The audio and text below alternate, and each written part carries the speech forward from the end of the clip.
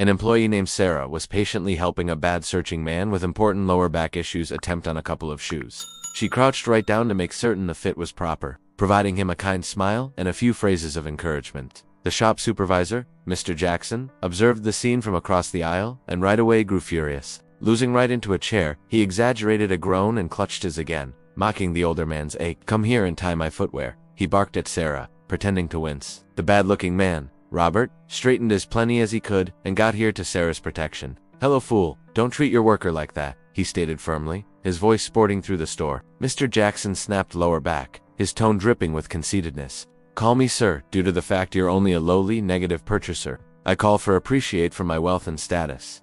Sarah swallowed hard and stored her composure, quietly completing the transaction. As she returned to the counter to test out the pair of footwear for Robert, she noticed Mr. Jackson already transferring on, now flirting with an attractive young woman who had just entered the store. "These are the forms of wealthy searching clients you ought to assist," he shouted towards Sarah, ensuring the complete room could pay attention. "Not that trashy, poor searching guy." The attractive client, Jessica, stopped in her tracks, her expression turning from well-mannered interest to disgust. That became uncalled for. "You jerk," she said sharply. "That guy whom you called trashy and poor is my dad." Mr. Jackson gave a mocking snicker, waving a dismissive hand. "Your dad? He isn't worthy of appreciate. I'm richer than he's and make extra cash than he ever will." Jessica shook her head, rolling her eyes in disbelief.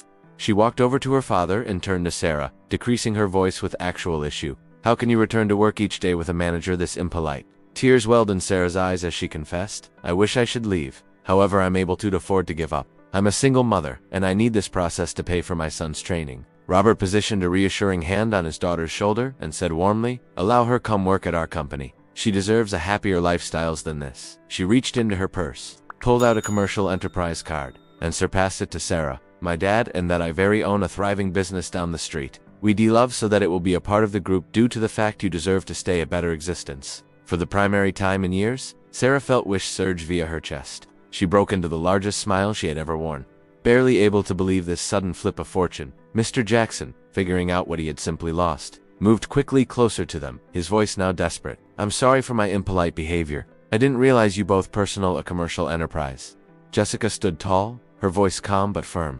"You disrespected my father and your own employee. You don't deserve any respect." Robert gave one final piece of advice, his phrases measured however effective. "Oh, one extra element. Appreciate isn't primarily based on wealth or how wealthy you are, however on a person's movements in person."